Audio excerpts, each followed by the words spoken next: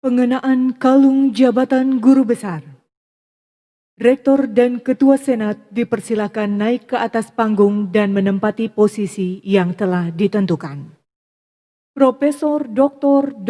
DRS Iputu Gede Suwite SU.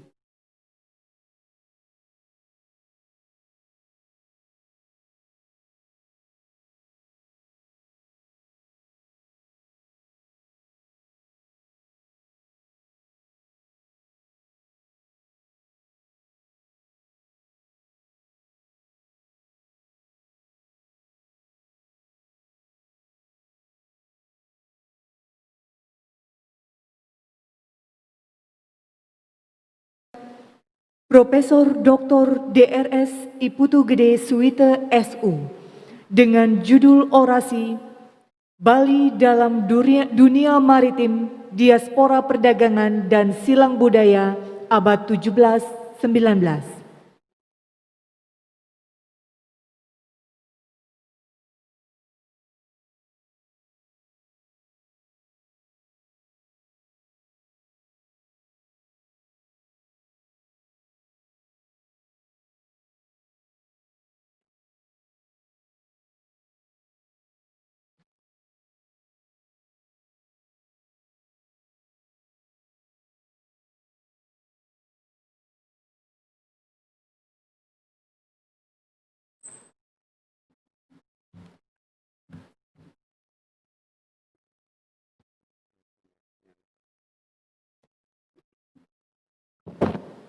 Om Swastiastu. Assalamualaikum warahmatullahi wabarakatuh. Namo Buddhaya, Salam, Rahayu dan salam sejahtera untuk kita semua. Ibu Rektor beserta para Wakil Rektor yang saya hormati, Ketua Senat, para anggota Senat lain yang saya hormati, para dekan di lingkungan Universitas Udayana yang saya hormati, ketua atau pimpinan lembaga di lingkungan Universitas Udayana yang saya hormati pula, khusus untuk para guru besar yang dikukuhkan sekarang dengan seluruh keluarga yang kami hormati, para undangan lain yang tidak bisa saya sebutkan satu persatu, kemudian juga para pendengar yang secara daring dimanapun berada yang mendengarkan orasi ilmiah ini yang sangat saya hormati. Dalam orasi ilmiah ini kami akan mengangkat sebuah topik yang relatif baru yang berjudul Bali dalam dunia maritim, diaspora perdagangan dan silang budaya abad ke-17 sampai 19. Nah, topik ini relatif baru karena pemahaman orang terhadap sejarah itu sering dipahami sejarah hanya terjadi di darat gitu. Padahal intensitas dinamika kesejarahan di perairan atau di laut juga tidak kalah tingginya dan tidak kalah menariknya untuk diteliti. Nah, pendahuluan. Sebagai pendahuluan saya ingin sebutkan dengan katakan bahwa sebetulnya kita sudah lama abai dengan laut, jadi meninggalkan laut begitu ya. Misalnya ada peristiwa lepasnya dua pulau kita, Sipadan dan Ligitan, itu sebetulnya karena salah satu sebab adalah kita tidak menghiraukan keadaan pulau-pulau kita. Sehingga kita biarkan Malaysia untuk mengelola pulau itu. Akhirnya ya menjadi milik mereka. Nah kemudian maritim atau laut dengan demikian bukan hanya pantas kita jadikan bahan sekarang, kita kaji, tetapi juga wajib mendapat prioritas. Semua kabupaten misalnya di Bali itu mempunyai laut, kecuali Bangli tetapi mempunyai daratan, mempunyai danau, maaf ya. Adanya tol laut yang digagas oleh atau dikembangkan oleh pemerintah sekarang itu merupakan suatu awal yang baik. Nah, sebelum saya melanjutkan, ada baiknya kita ketahui beberapa pemahaman kita yang sebetulnya agak keliru tentang laut ya, tentang kelautan atau tentang kemaritiman. Misalnya archipelago gitu ya. Dulu kita sering sebut itu negara kepulauan. Padahal sebetulnya yang benar adalah negara kelautan atau negara laut. Karena archi sendiri artinya utama atau inti. Plagos bahasa Yunani itu laut. Jadi laut yang inti, laut yang utama. Karena apa? Karena 2/3 sesungguhnya wilayah Indonesia itu terdiri daripada lautan. Bahari juga, pengertian negara bahari, bar itu berasal dari bahari itu berasal dari bar, bahasa Arab itu yang artinya juga laut atau pesisir. Nah, saya juga ingin menyampaikan di sini bahwa istilah Nusantara dan negara agraris itu sebenarnya kurang tepat ya, karena menekankan pada daratan. Agraris itu bukan tidak penting, agraris juga penting, tetapi bagaimana kita menciptakan suatu keseimbangan. Nah, tanah air adalah konsep yang tepat, karena seimbang antara tanah dan air. Dan itu pelurusan sebetulnya pemahaman kita terhadap laut ya, terhadap air, terhadap perairan ya. Nah, sejak lama perairan Bali yang sebelumnya meliputi, jadi kalau kita bicara perairan Bali itu meliputi juga Selat Bali dan Selat Lombok gitu, agak luas begitu. Jadi itu sudah lama menjadi zona dinamika perdagangan dan interaksi antar budaya, atau istilah Denis Lombard ini seorang sejarawan Prancis, silang budaya. Jadi saling silang budaya begitu. Itu sudah abad ke-1 Masehi sebetulnya ya. Bahkan seorang sejarawan dari Australia, Anthony Reid misalnya mengatakan bahwa abad ke-17 sebetulnya Indonesia sudah mengalami masa globalisasi. Terutama dalam bidang perdagangan sering disebut abad komersial gitu ya. Jadi itu zona-zona perdagangan ini sebenarnya sudah ada, cuman kita para sejarawan, para ahli ilmu sosial itu belum tertarik ya, belum sampai ke situ ya. Nah, di situ juga ada peranan pelabuhan-pelabuhan ya. Jadi kalau kita sekarang berbicara soal tol laut itu tentu pelabuhan gitu. Jadi pelabuhan kita abaikan, pelabuhan kita masih tradisional. Bahkan beberapa barang ekspor kita itu sampai sekarang ini diekspor lewat pelabuhan di Singapura gitu ya. Jadi itu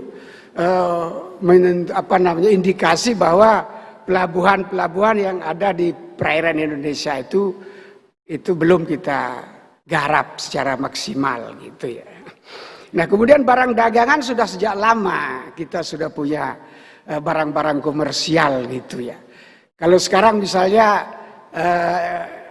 pemerintah sekarang itu menelurkan di samping tol laut itu juga jalur rempah gitu. Jadi jalur rempah ini sebetulnya ingin menapaktilasi bahwa perdagangan rempah-rempah itu zaman abad ke-15-16 itu adalah perdagangan yang sangat bernilai tinggi pada zaman itu. Nah, ini pemerintah baru sekarang ini ingin mencoba untuk membangun suatu zona perdagangan baru dengan tol lautnya itu yang sering disebut jalur rempah gitu. Tapi keburuan Cina membuat jalur sutra gitu ya. Jadi antara jalur sutra dan jalur rempah itu suatu saat akan bersinggungan di Indonesia gitu. Bahkan sekarang Cina misalnya membangun pelabuhan di Pakistan gitu ya, aneh ya. Jadi Cina membangun pelabuhan di Pakistan untuk memudahkan barang-barang Cina itu untuk diekspor ke Eropa begitu. Jadi sebetulnya barang-barang dagangan kita sudah zaman lama itu sudah berlaku atau bernilai tinggi gitu. Kemudian konsep laut bebas gitu misalnya. Laut bebas itu ya, jadi raja akan membuka pelabuhannya itu dengan bebas, tidak ada halangan, asal membayar pajak gitu. Itu beda dengan kita punya tradisi yang namanya tawon karang gitu ya. Tawon karang itu sebenarnya ya anti dengan kemajuan sesungguhnya ya. Jadi laut bebas itu konsep yang berasal dari bahasa Latin ya, mare liberum gitu ya. Jadi raja-raja mengundang para pedagang untuk bermukim di sebuah pelabuhan. Misalnya kita lihat pelabuhan Makassar pada abad ke-17 sebelum ditaklukkan oleh VOC itu seorang sejarawan Indonesia dari Universitas Indonesia melaporkan bahwa Makassar itu jauh lebih besar dari kota-kota di Eropa Barat pada zaman itu. Jadi luar biasa. Di situ ada pedagang-pedagang seluruh dunia gitu. Ada Arab, ada Parsi, ada Inggris, ada Prancis. Seluruh dunia ada pedagang-pedagang yang bermukim. Jadi di situ raja mengundang semua pedagang untuk beraktivitas, untuk berdinamika. Yang penting bayar pajak gitu ya. Nah, jadi itu kemudian dalam silang budaya yang saya teliti di Bali ini atau di perairan Bali ini, itu ada beberapa pengaruh asing yang sampai saat ini masih kita bisa kita bisa lacak gitu ya. Ya misalnya pertama pengaruh Bugis Makassar itu terjadi sejak abad ke-17. Jadi di perairan Bali ini banyak bermukim orang-orang Bugis yang juga membawa budayanya gitu ya. Nah kemudian juga pengaruh budaya Cina dengan kelenteng gitu ya. Kelenteng itu sebetulnya indikasi adanya ciri ekonomi Cina yang sudah berkembang gitu ya. Nah kemudian pengaruh Madura sekarang melahirkan desa atau kelurahan Kepaon ya. Kepaon ini Madura ya. Kemudian pengaruh Arab di beberapa daerah Bali. Kemudian pengaruh etnis lain yang melahirkan misalnya di Jembrana itu ada bahasa yang khas Loloan gitu, bahasa Melayu. Jadi itu indikasi bahwa ada pengaruh-pengaruh asing dalam silang budaya tadi lewat perairan atau lewat laut gitu. Saya lanjutkan. Silang budaya yang saya teliti yang di zona Bali ini, karena menurut Donis Lombard ini di Nusantara atau di Indonesia itu ada beberapa zona gitu ya. Pertama zona Selat Malaka, yang kemudian Selat Sunda yang meliputi perairan di sekitarnya, kemudian Laut Jawa, Selat Makassar, Maluku, dan zona Bali Lombok ini yang meliputi Selat Bali dan Selat Lombok begitu ya. Itu melahirkan kita bisa lacak sekarang ada budaya-budaya khas ya, di samping tadi yang Loloan kita, kemudian ada budaya Osing di Banyuwangi gitu. Itu sebetulnya pengaruh dari hibriditas ini atau kolaborasi antar etnis ya, melahirkan budaya Osing. Kemudian budaya Bayan atau sering disebut Islam waktu telu, ya, jadi itu sebetulnya isinya adalah tradisi-tradisi pra-Islam sebetulnya. Mereka membungkus dengan Islam, tetapi isinya budaya Bayan ini di Lombok Utara sekarang itu adalah praktek-praktek pra-Islam gitu, Hindu gitu ya. Nah kemudian tari-tarian seperti rodat di Kepaon, baris Cina di Sanur, nah itu juga menunjukkan ada pengaruh-pengaruh yang budaya yang kolaboratif tadi, yang bersilang ya. Jadi rodat misalnya dengan gamelannya, gamelan Bali gitu ya. Kemudian juga baris Cina di Sanur maupun di Nusa Penida itu dengan iringan irama musik Bali ya, gendang gitu ya. Kemudian toleransi beragama yang khas gitu ya. Saya teliti bahwa menyambut berayo ini sebenarnya suatu budaya yang, suatu peradaban yang adiluhung akibat daripada interaksi itu ya. Dia menyambut berayo. Jadi orang Bali menganggap semua berayo, semua nyambut gitu. Jadi sehingga kita bisa toleransi gitu. Nah, jadi kalau semua dianggap nyambut itu gak akan ada konflik kan. Nah, oh semeton nih ke. Semeton yang dereng sadar gitu misalnya, tapi masih semeton gitu ya. Jadi itu toleransi khas hasil pelacakan dari silang budaya tadi, dari Bugis Makassar, Cina, dari Madura dan sebagainya. Nah kemudian ketika Islam berkembang pesat abad ke-16-17, zona Bali ini masih tetap sampai sekarang gitu ya. Masih dalam nuansa-nuansa Hindu begitu ya. Nah ini yang oleh Dennis Lombard dikatakan sangat khas gitu. Sementara zona-zona yang lain itu sudah kental dengan pengaruh peradaban baru setelah Hindu yaitu Islam ya. Nah, apa arti penting sesungguhnya sejarah maritim atau sejarah Bari ini ya? Ya ini sebetulnya komunikasi lintas budaya ini ya. Jadi media komunikasi lintas budaya. Jadi sudah berabad-abad sebetulnya interaksi laut ini menjadi sarana komunikasi lintas budaya. Kemudian membangkitkan kesadaran akan proses keindonesiaan ya. Kemudian media sosialisasi dan enkulturasi nilai-nilai bahari. Apa nilai-nilai bahari itu? Yang sangat penting yang perlu saya sampaikan adalah satu persahabatan, itu nilai bahari. Kemudian kesetaraan, egaliter, demokrasi. Kemudian toleransi tadi, itu sebenarnya nilai bahari. Kolaboratif, selalu kerjasama. Kemudian orientasinya ke depan, kemudian juga selalu menerima perbedaan. Jadi itu nilai-nilai bahari sesungguhnya. Jadi silang budaya sebetulnya meliputi perdagangan, pelayaran, diplomasi, konflik, penyebaran agama, asimilasi, akulturasi, adopsi, saling mengambil. Ya. Jadi simpulan, silang budaya di perairan Bali ini menghasilkan budaya yang khas gitu. Yang seperti saya katakan tadi, yang bersifat inovatif gitu misalnya. Jadi orang beragama pun dimensi budayanya ada gitu. Tidak mesti, dimensi ajarannya tidak pernah berubah. Tapi dimensi budayanya mungkin senyum ya. Full smile gitu misalnya ya. Jadi meskipun berbeda beragama, ya tidak mesti harus saklek gitu ya. Tapi harus ada nuansa-nuansa kemanusiaan. Nah itu yang disebut dengan budaya adiluhung sebetulnya. Kemudian kolaboratif, selalu kerjasama. Saya pernah mengikuti gelar budaya di Serangan, ada remaja masjid Muhammadiyah itu menyanyikan lagu Bungan Sandat gitu.